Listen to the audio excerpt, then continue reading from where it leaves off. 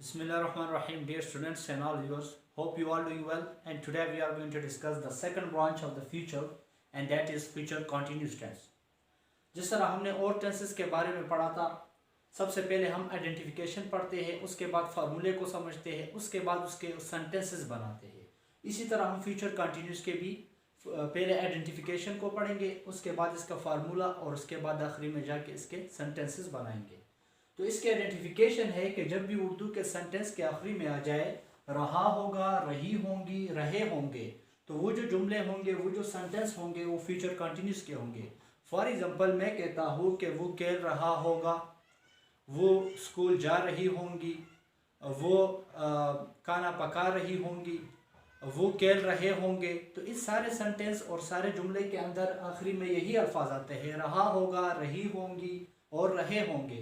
इस वजह से ये जो जुमले हैं ये फ्यूचर कंटिन्यूस के हैं, ये इसकी आइडेंटिफिकेशन और पहचान है। अब इसके बाद हम आते हैं इसका फार्मूला क्या है, यानी फार्मूले को इस्तेमाल करके हम जो है इसके सेंटेंसेस बनाएंगे। तो इसके भी 3 टाइप्स के फार्मूले बनेंगे, एक असर्टिव होगा और दूसरा हमारे पास इसके साथ नेगेटिव होगा और तीसरा इंटरोगेटिव होगा। अब जब असर्टिव सेंटेंस बनाएंगे तो हम फार्मूला इस्तेमाल करेंगे। सबसे पहले हम सब्जेक्ट लगाएंगे, उसके बाद वेल और उसके बाद बी और उसके बाद fourth form of verb. Fourth form of verb का मतलब है जेरंड फॉर्म। जेरंड फॉर्म का मतलब है कि जब फर्स्ट फॉर्म ऑफ वर्ब के साथ आईएनजी लग जाए, that is called fourth form of verb और जेरंड फॉर्म। जिस तरह मैं कहता हूँ प्ले, तो प्ले के साथ मैं आईएनजी लगाता हूँ तो ये प्लेइंग बन जाता है, तो इसे कहते हैं फोर्थ फॉर्म ऑफ वर्ब। और इसके बाद क्या करेंगे, ऑब्जेक्ट लगाएंगे। तो ये जो फार्मूला है ये असर्टिव सेंटेंसेस जब बनाएंगे तो इस फार्मूले को इस्तेमाल करेंगे। और जब नेगेटिव सेंटेंस बनाएंगे तो हम सबसे पहले सब्जेक्ट लगाएंगे, उसके बाद वेल और उसके बाद नॉट और उसके बाद बी और फिर फोर्थ फॉर्म ऑफ वर्ब और उसके बाद आखिरी में ऑब्जेक्ट लगाएंगे। इसी तरह जब हम इंटरोगेटिव यानी सवालिया जुमला बनाएंगे तो सबसे पहले वेल को लगाएंगे, उसके बाद सब्जेक्ट को, उसके बाद बी को और उसके बाद फोर्थ फॉर्म ऑफ वर्ब और आखिरी में ऑब्जेक्ट। और at the end of the sentence we use to question mark. Question mark को इस्तेमाल करेंगे क्योंकि ये सवालिया जुमले हैं। अब इसके बाद हम जाते हैं सेंटेंसेस की तरफ। मुख्तलिफ किस्म के जो है सेंटेंसेस बनाएंगे, असर्टिव की भी बनाएंगे, इंटरोगेटिव की भी और नेगेटिव की भी बनाते हैं। तो चलो चलते हैं सेंटेंसेस की तरफ। अब मैंने एक सेंटेंस लिखा है कि वो कल 3 बजे लाहौर जा रहा होगा, यानी फ्यूचर का सेंटेंस है कि कल वो 3 बजे लाहौर जा रहा होगा। तो इसी सेंटेंस को हम जो है असर्टिव के अंदर भी लिखते हैं इंग्लिश के अंदर, और नेगेटिव के अंदर भी लिखते हैं, और एज वेल एज इंटरोगेटिव के अंदर भी लिखते हैं। तो मैंने लिखा वो कल 3 बजे लाहौर जा रहा होगा, तो ये आ जाएगा he will be going to Lahore He will be going to Lahore at 3 o'clock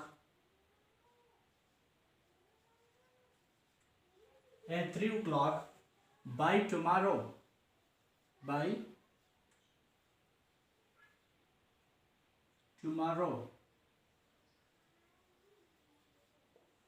वो कल 3 बजे लाहौर जा रहा होगा, तो ये बन जाएगा he will be going to Lahore at 3 o'clock by tomorrow। अब यहाँ पर हमने लफ्ज़ जो है बाई का इस्तेमाल किया है, तो बाई हम अगर बाई न लगाए तो फिर भी ये सेंटेंस गलत नहीं है, ठीक है। लेकिन बाई जो है अगर हम फॉर्मल इंग्लिश जो है वो हम बोलते हैं या लिखते हैं तो ग्रामेटिकली हमने बाई लगाना पड़ेगा, तो इस वजह से यहाँ पर हमने बाई का इस्तेमाल किया है। तो ये आ जाएगा he will be go to Lahore at 3 o'clock by tomorrow। वो कल 3 बजे लाहौर जा रहा होगा। अब इसी सेंटेंस का अगर मैं नेगेटिव बनाता हूँ तो ये जो सेंटेंस मैंने बनाए सारे फार्मूले के तहत बनाया है। अब इसके बाद अगर नेगेटिव बनाता हूँ तो ये आ जाएगा he will not be, just इधर हम इस्तेमाल कर लेंगे not, तो ये इसका नेगेटिव बन जाएगा, यानी he will not be going to Lahore at 3 o'clock by tomorrow। वो कल 3 बजे लाहौर नहीं जा रहा होगा, तो ये आ गया नेगेटिव सेंटेंस। अब इसके बाद अगर इसको मैं इंटरोगेटिव बनाता हूँ तो क्या हो जाएगा, उसी फार्मूले के तहत सबसे पहले क्या करेंगे, हेल्पिंग वर्ब या वेल लगाएंगे। तो ये वेल आ जाएगा सबसे पहले, वेल आ जाएगा ही से पहले, सबसे पहले आ जाएगा वेल और ही जो है इसके बाद आ जाएगा। तो ये बन जाएगा सेंटेंस इंटरोगेटिव के लिए, well he be going to Lahore at 3 o'clock by tomorrow, क्या वो कल 3 बजे लाहौर जा रहा होगा। तो ये इसका आ गया इंटरोगेटिव, और आखिरी में क्वेश्चन मार्क भी लगाएंगे due to the interrogative sentence. तो इस तरह हम जो है 3 टाइप्स के सेंटेंसेस बनाते हैं फ्यूचर कंटिन्यूस के, असर्टिव, नेगेटिव और इंटरोगेटिव। जब फार्मूले को हम समझेंगे तो उसके बाद सेंटेंसेस बनाना कोई मुश्किल काम नहीं है। तो इसलिए सबसे पहले हमें फार्मूले को जो है उसको समझना चाहिए, उसके बाद उसके ऊपर थोड़ा प्रैक्टिस करना चाहिए। जब प्रैक्टिस करेंगे तो ये सारी चीज़ें हमारे लिए ईजी हो जाएंगे। Thank you very much, and इंशाल्लाह in the next video we will discuss about future perfect